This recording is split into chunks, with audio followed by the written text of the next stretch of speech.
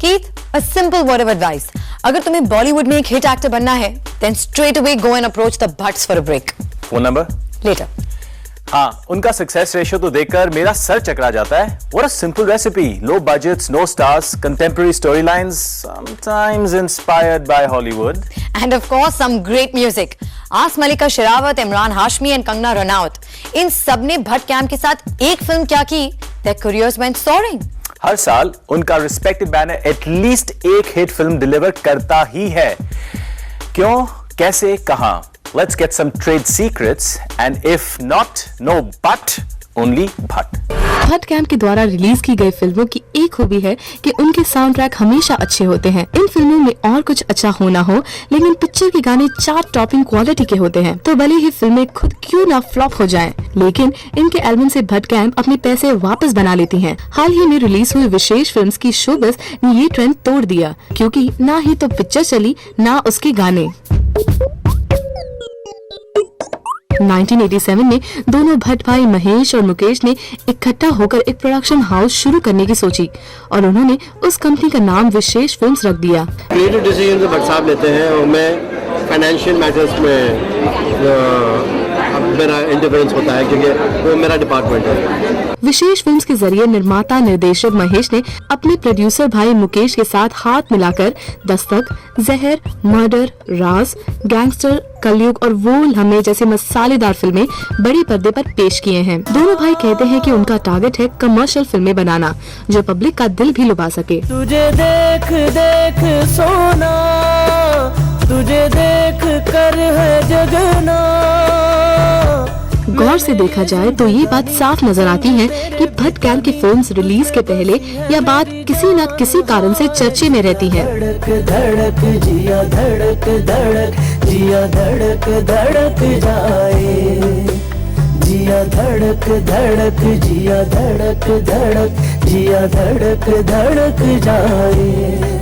Controversial posters, great music और गर्मा गर्म सीन्स ने बहुत बार इनकी फिल्मों को फ्री पब्लिसिटी देने में मदद की और बॉलीवुड में किसी भी तरह का प्रचार अच्छा ही होता है. निर्देशक भट्ट साहब की फिल्मों की कहानियां की खूबी उनकी विविधता में है और भट्ट साहब की सबसे विशिष्ट बात यह है कि बॉलीवुड के प्रचलित कैंप सिस्टम से अलग होकर उन्होंने अपनी मॉडेस्टली बजटेड फिल्मों में हमेशा नए चेहरे और नए टैलेंट्स पेश किए हैं.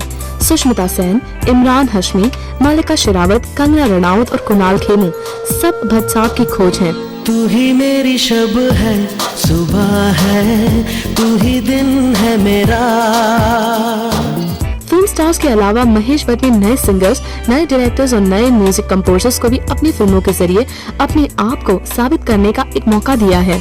हिमेश रेशमिया, प्रीतम और खास तौर से पड़ोसी मुल्क पाकिस्तान के संगीत का जादू सब इनकी फिल्मों की देन है. फिल्म में जहर, कलयुग और गैंगस्टर जैसी छोटे बजट की फिल्मों के बाद अब विशेष फिल्म्स एक 18 करोड़ की बिग बजट फिल्म पेश करने जा रही हैं. इस फिल्म के लीड स्टार होंगे महेश भट्ट के भांजे इमरान हाशमी, जो भट्ट कैंप के फेवरेट हैं. इमरान ने अपनी बॉलीवुड डेब्यू फिल्म फुटपाथ में की, लेकिन भट्ट कैंप से हाथ मिलाने के बाद ही उन्हें कामयाबी प्राप्त हुई है. भट्ट परिवार में वैसे तो टैलेंट की कोई कमी नहीं है. महेश भट्ट की बेटी पूजा भट्ट अपने जमाने की टॉप एक्ट्रेस रहने के अलावा एक सक्सेसफुल प्रोड्यूसर और डायरेक्टर भी कहलाती हैं. पूजा ने 1991 में अपने पापा के द्वारा डायरेक्ट की हुई फिल्म दिल है कि मानता नहीं में डेब्यू किया था और 2003 में खुद पाप के जरिए प्रोड्यूसर और डायरेक्टर भी बन गई. पिछले साल पूजा ने फिल्म धोखा की शूटिंग के दौरान एक्टर मुजम्मिल इब्राहिम पर हाथ उठाया और ये कहानी भी काफी समय तक चर्चा में रही.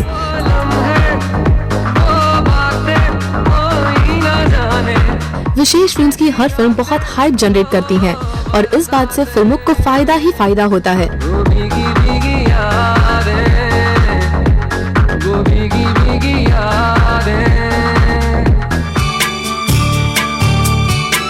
मर्डर में मल्लिका शेरावत के किसिंग सीन्स को लेकर काफी चर्चा हुई और फिल्म ने इसकी वजह से 20 करोड़ का बिजनेस किया.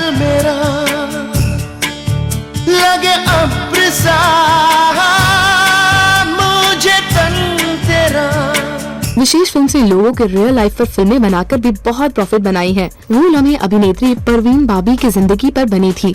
फिल्म ने बॉक्स ऑफिस पर अपना जादू चलाया। भट कैम ने और एक रियल लाइफ इंस्पायर्ड फिल्म पेश की, ये थी गैंगस्टर, और लोगों का कहना है कि ये फिल्म गैंगस्टर अबू सलेम और उनकी माशूका अभिनेत्री मोनिका बेदी की कहानी थी। कंगना और शाइनी आहूजा इस फिल्म के लिए ढेर सारे अवार्ड्स घर ले गए और इंडस्ट्री के हॉटेस्ट न्यू टैलेंट्स बन गए।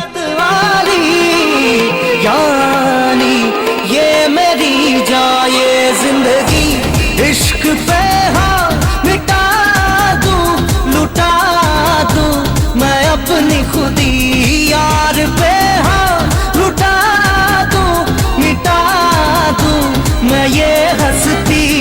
फिल्म रोक का पोस्टर कंट्रोवर्शियल रहा और महेश भट्ट की जख्म भी रिलीजियस रीजंस की वजह से चर्चा में थी। महेश भट्ट की ज्यादातर फिल्में हॉलीवुड से इंस्पायर होती हैं, क्योंकि वो रियलिस्टिक सिनेमा बनाना पसंद करते हैं। पिक्चर अभी खत्म नहीं हुई है और इस साल भट्ट बैनर द्वारा बॉलीवुड बफ्स जन्नत, राज 2 और सुसाइड बॉम्बर जैसी विभिन्न फिल्में सिल्वर स्क्रीन पर देख पाएंगे। और शोबिज़ के अपवाद के बावजूद हमें पूरा यकीन है कि इन फिल्मों के गाने भी बढ़िया होंगे। सलमा खान, ज़ूम, मुंबई।